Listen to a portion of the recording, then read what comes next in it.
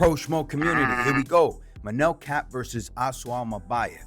We're going to open up this fight card and we're getting right through. I could almost guarantee the results. All right, favorable results for each prediction. I could almost guarantee it. We got Charles Johnson here, great wrestler, grappler. We saw him finish Joshua Van. Anticlimactic ending. No one expected it, but you got to consider the altitude there for Joshua Van. All right, the man, very young, the cardio, he didn't have it. Charles Johnson does. He's up against Ramazan Temirov, hand-to-hand combat, international masters of sport in hand-to-hand combat. I think he's a referral out of Mahashev's camp. Fought on the Risen promotion, great kickboxer, and incredibly explosive. This guy is like a Michael Chandler with an exponent. Okay, I think he's even done something so ridiculous as to a feint uppercut to cross like Sean O'Malley does. It's hysterical. I got Ramazan to win here on the money line, and we have no doubts about it. All right, we're moving on. Montana De La Rosa versus Luana Carolina.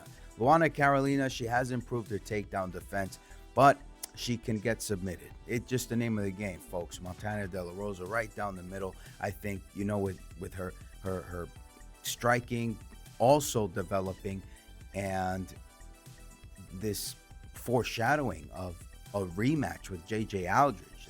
That's pretty much the angle we have here. I think she gets through Luana Carolina. I'd like her to submit Luana Carolina or finish Luana Carolina on the feet and make a statement. Montana's fighting out of her family gym, while Luana Carolina appears to be rehabilitating an injury. All right, so we're moving on. Lucas Almeida, Danny Silva. Hey, Danny Silva's got the takedown offense, defense. He's got the striking to put out Lucas Almeida. Almeida was thrown a bone after a 2-fight skid, and he's a hard worker in the gym. Don't get me wrong. He can strike. Can he finish Danny Silva? Absolutely not, man. Danny Silva's footwork, the fact that he can grapple, and Lucas Almeida has absolutely no takedown defense. He can't respond. He can't scramble on the ground, much less, attempt to fight off Danny Silva. Danny Silva on the money line, inevitable win for him. Andre Lee, KGB against JJ Aldridge. We just covered this. I believe JJ Aldridge will get a rematch with her sparring partner.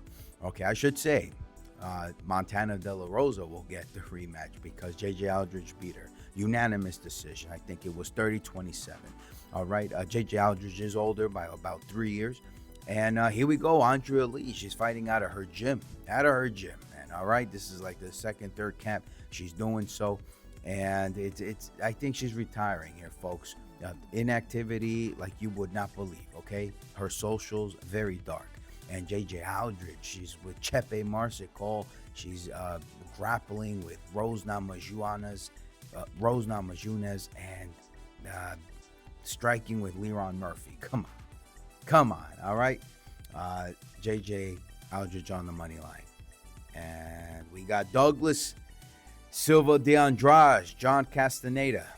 Douglas de Andrade, man, he's a versatile MMA fighter, well-rounded, powerful boxing. He brawls you, and he can submit you as well.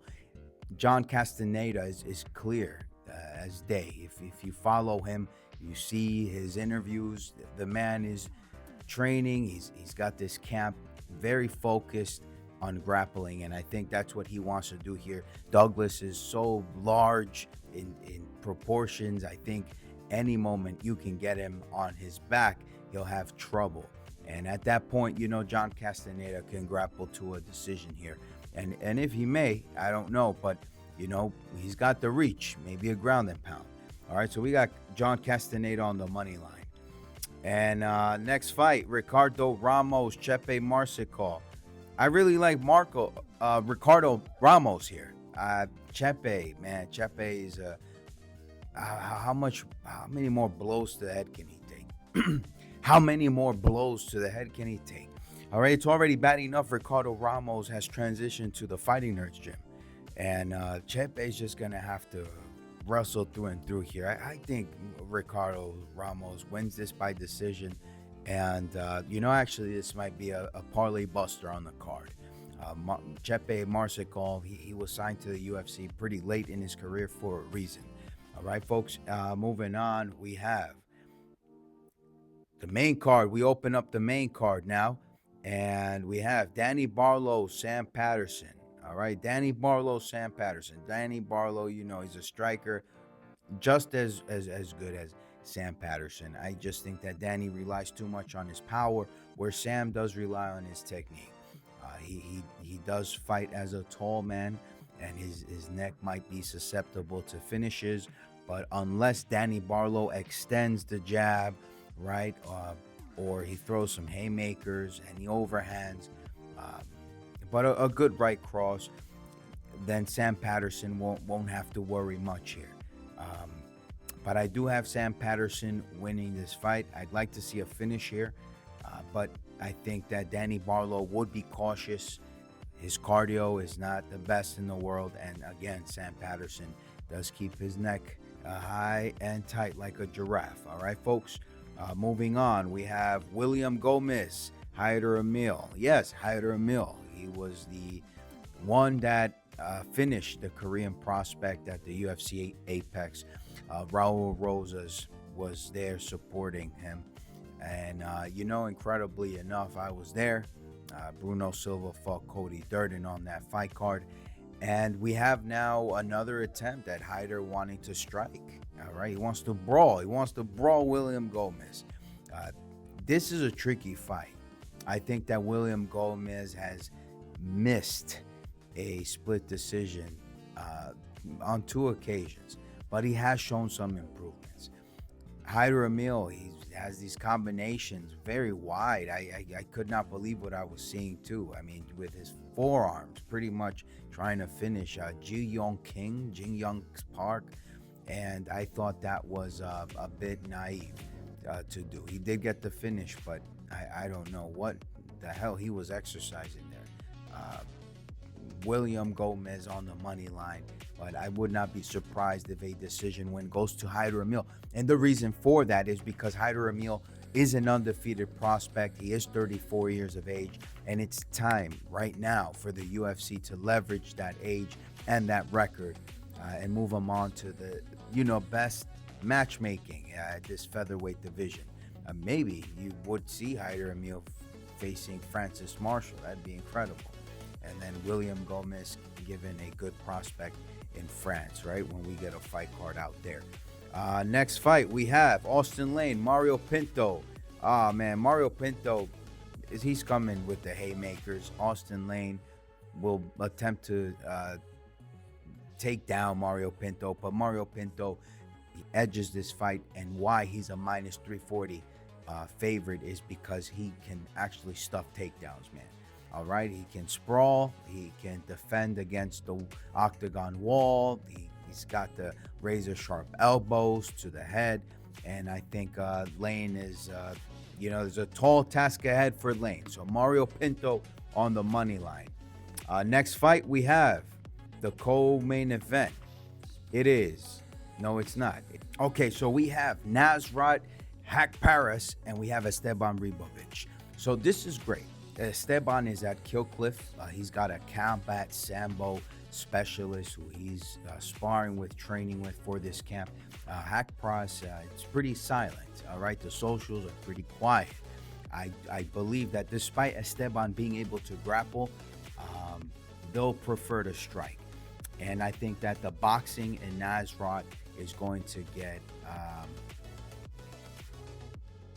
intercepted with a lot of these kicks that Esteban is known for. The striking Esteban is known for. All right, so I think along grit and a determination, cardio for days, Esteban has this fight in the bag. I'd like to see him finish Nasrat.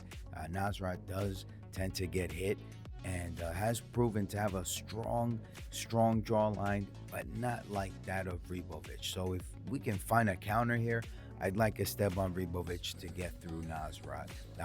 Something to note here is the emerging market in Argentine fighters, Eileen Perez, Esteban Ribovic. Ponzinibbio, who has a fight, scheduled already. Prado, Francisco Prado.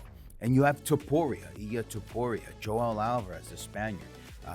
This market here of Latin, Spanish fighters is one that I think the UFC needs to capitalize on now. Okay, not to make a mess of it like it was with Kamaru Usman, Francis Ngannou, right? For a card in Africa, Adesanya.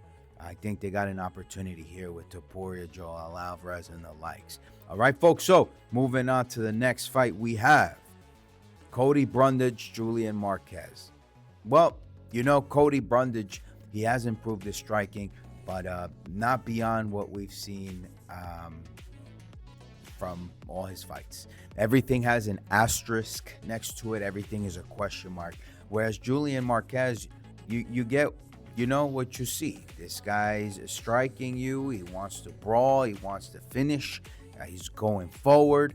He's got kicks as part of his arsenal. He can grapple and he can submit you. I saw him scramble a Hawaiian fighter maybe 4 years ago on the ground after nearly finishing him with combinations against the wall.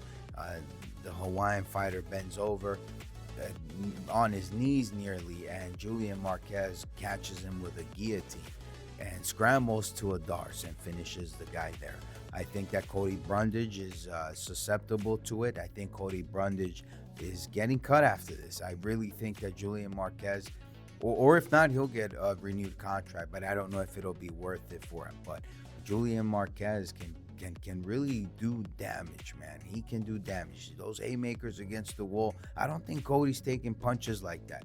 All right. Nick Maximov, that was who is now the talent relations lead for Nate Diaz and the Real Fight Inc. promotion. He fought Cody Brundage, and we know what a wash that guy is.